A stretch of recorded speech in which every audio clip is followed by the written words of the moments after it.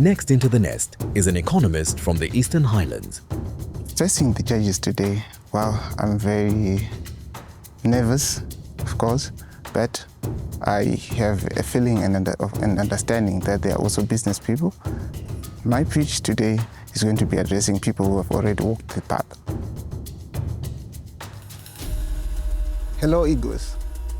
My name is Alan Pornova. I'm an economist and entrepreneur. I'm excited to introduce to you Starlight. Our nation is facing pressing economic challenges, but Starlight has come to become a solution. By harnessing the power of economies of scale, as well as optimizing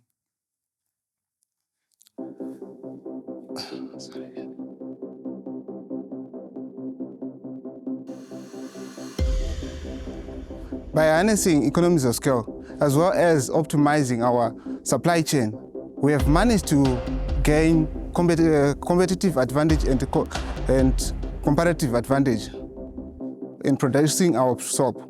That allows us, and that has afforded us to produce that at an affordable price and high quality to our customers.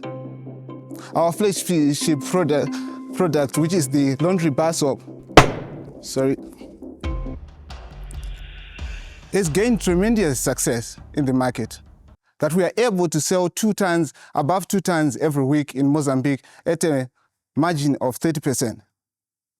Our unit production cost per bar is 46 cents. This shows the power of our business model that is there to optimize on efficiency as well as value addition and value creation to our customers. But we didn't end there. We have also introduced our Starlight dishwash recently. In a space of just 2 weeks, we have sold at least 1,000 liters and a margin of 27%. This shows our innovativeness and our ability to adjust to market demands.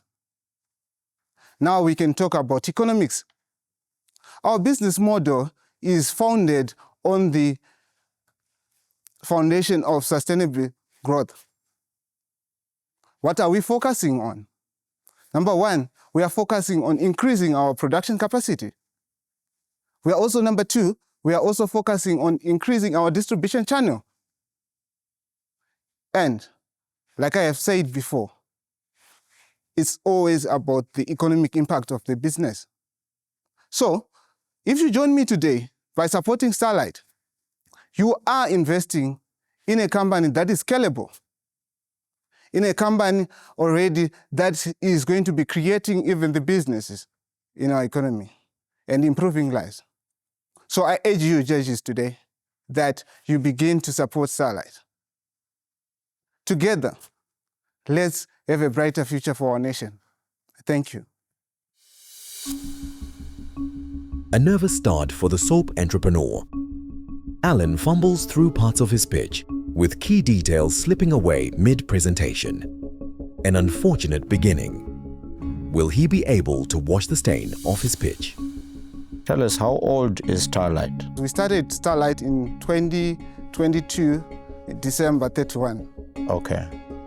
And can you tell us how your financial year was last year? In our first year, we recorded it as a loss.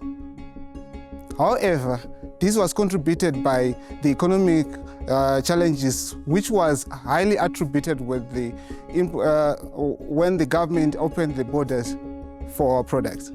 So much of the Starlight, of the laundry bars that were flocking in the country were coming from South Africa, which has got a high comparative advantage, especially when it came to Zimbabwe.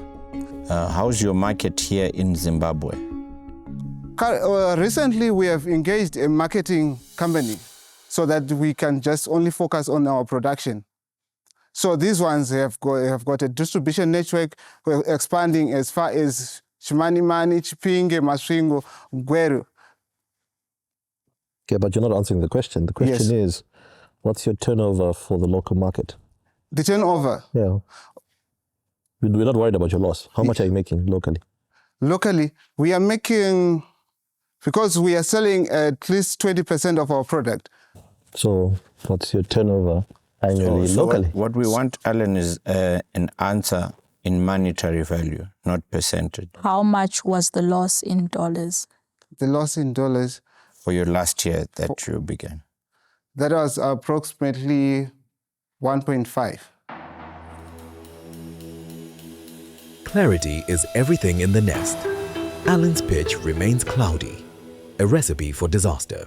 The judges are ready to circle back, scrub through the figures, and take another hard look at the numbers. Okay, wait, hold on. Let's take a step back. Yes, You export into Mozambique, right? yes, Great. How much are you getting from Mozambique? 1.8. 1,800 every week. Yes, That's your revenue that's our revenue. in Mozambique. Yes. Okay. What's your production capacity like? Currently, we are producing at 41% factory capacity, right? How much is that in, you measure these things in In tonnage, tons. right? Yes, in tonnage. Yes. So how many tons can you do a month? Currently, we are producing 10 tons. 10 tons of this. Yes. And how many tons of that? This one is just 2 weeks, and already we have sold 1,000. And our machine that we recently purchased produces about 400 liters in 30 minutes. The entrepreneur drops impressive production numbers. It looks like the tide is turning in his favor. However, Tube is ready to step in with concerns of her own. Alan, Yes. I don't know whether it's just me. I'm really struggling with the smell of the soap. It's very strong. That is very strong. That's true. Is it the normal smell? This one, we have been working on it tremendously because of the raw material availability. So that one, we have used hog fat, which we're trying as much as possible to kill the smell from it. What is it called? Hog fat. So Hog it's fat. like Okay, yes, pig fat, yeah. Okay. right? So naturally, pig fat is a little bit smelly, but we have worked so much so that we can actually kill the smell.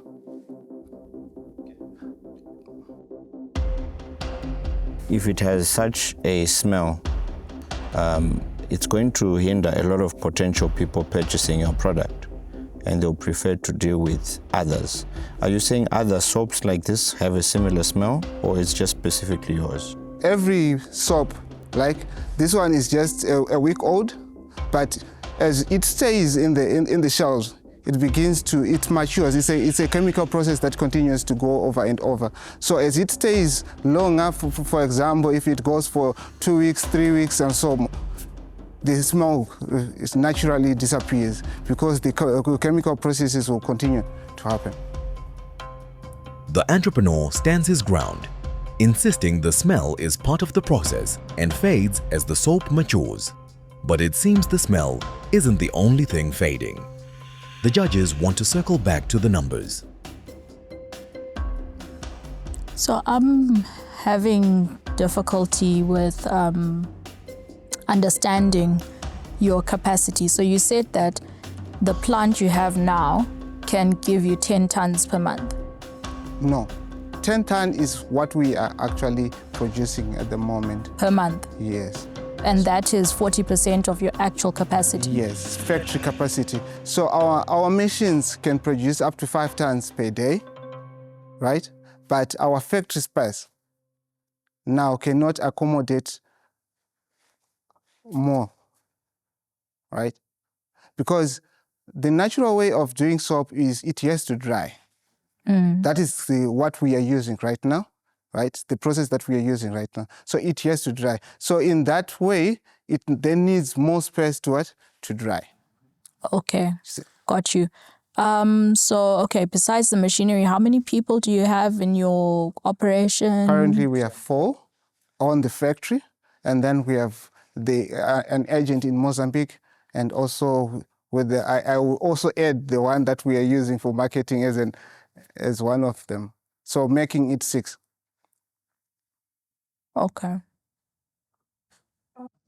Okay. On my side, I really your pitch is not speaking to me on why we should entertain your brand. If you were afraid of South Africa hitting you in less than a year last year, what happens when you now have the whole of Africa opened up? What is so compelling about your brand? Because we all know, I can't even say it on the show, but we all know the bigger Yes. brand, right? Yes. What makes yours so compelling? Okay. Currently, I'm buying my raw materials locally, but I am able to compete in terms of prices, right? If you go into the market, for example, I will first talk about the laundry bar. They are selling their bar at above 90 cents on a wholesale price. Then the retailers are getting only 10 cents. But ours, we are selling it at 66 cents. The same weight, same quantity, almost the same quality. So it's about the price. So what does the wholesaler do or the retailer do? They rush to our products because they give them more profit. Well, number one. Number two, when I went into Mozambique, we already have a competitive advantage and comparative advantage in terms of their pricing for their soap. So already our pricing in Mozambique and back here at home, we are now very competitive. I don't think everything is all about price, personally, which is why your biggest competitors will still outsell you and still make a lot of money out of it. I will not lie. Price point for me is never really a selling point only. Personally, I'm not really seeing the story of how this thing can be compelling enough. And also from a numbers point, I actually thought, and I was happy to hear an economist come in. Yes. I thought you were really going to like roll out the numbers to make us feel, but I'm really stuck in between. Oh, it's 10, it's 2, it's 30% margin, which is very high to be honest for you selling these things are your 5-10% margin. And you said it. The retailers take very little because it's all about turnover, right? Yes. And I'm not saying your numbers are wrong. I'm just saying that they're a bit questionable. I'm not comfortable with how you're presenting your numbers. And I think for me, I'm ready to call it. It's a no for me. Unmoved by the presentation, the first vote is cast, and it's a no. It appears the rest of the judges are ready to vote. Will they look past the product and endorse the venture for export? So if I got it right, Alan, you are making a 30% manufacturing profit. Yes. And then out of that 30% come some expenses, including transport to send your product out to Mozambique, and whatever salaries and whatever else which are not production related. Yes. So what is your bottom line? Our average monthly costs are usually about $700. Okay, and that's okay. And then so in increasing the utilization of your capacity, because you've got installed capacity, Yes. if you increase that utilization through say exporting to gain the further market, Yes. then at what point do you break even? Have you done those numbers? If we produce just twice per week, twice per month, right, we would have already broken even.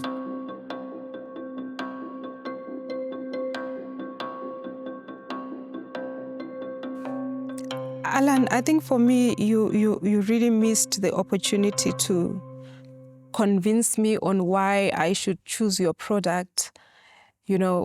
There's no secret sauce. Like the unique selling point is not clear. Honestly speaking, I'm really trying my best to believe you that if it stays on for 7 days, 14 days, it might be better. I'm really struggling. It's a no for me.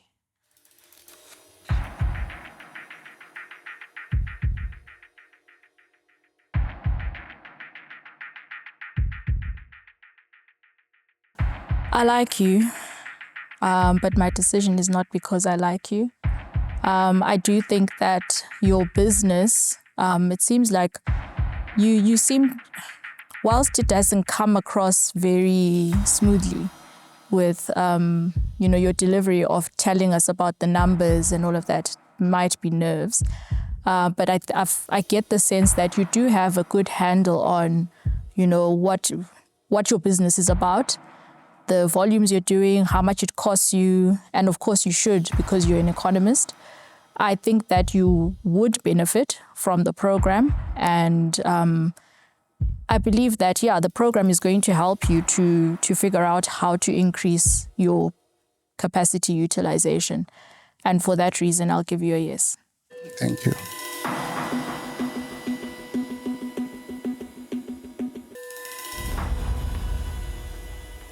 Alan, I think you have an amazing business concept, and I think you've done your work to get where you are now. And I'm not really pleased. There's one sentence you said that our quality is not like theirs, but that's our price difference. When it comes to making a product, for me, quality is everything. Yes. So I think go back with that, work on the packaging, work on the things that we've already highlighted. And we wish you all the best in the future. It's great you've started, but please keep on the positivity. A no from all of us doesn't mean it's the end of the world. There are many people who've been told no, but they went on to become great. Thank you so much for coming. 3 no's and 1 yes. And a lot of positive reviews. And a lot of very positive reviews. I'm sure you've got a lot to take. All right. Thank you for coming. Thank you. Sure. It's an unfortunate end to the entrepreneur's journey in the nest. The judges are in agreement. Starlight is not yet ready for the export stage. There's market segmentation. So this soap, which you can't stand the smell, there's a customer who will actually use it and won't mind that smell, because there's different standards of quality. So you can't say because this brand smells like this, there's a reason why it smells like that, it's at that price. And there's a reason why they're selling, they're able to get their money even though they're selling at that premium price. And my take is that there's so much more potential, at the lower end of the market, and which is where he's playing. But he's not pitching it the way you are pitching it. Exactly. It's like you understand his business more than him. And we cannot have a situation whereby... No, but then that's why you give him a chance. Isn't it? So that he can but you know what? You should clearly state that I'm not competing with those guys. I'm catering for a specific niche. But who can afford he my... said, I'm catering to the 66, I'm selling at 66, even though these other people are selling at, 90 cents or whatever. The Eagle's Nest Youth Export Incubator, proudly brought to you by Zimtrade and EcoBank, the Pan-African Bank.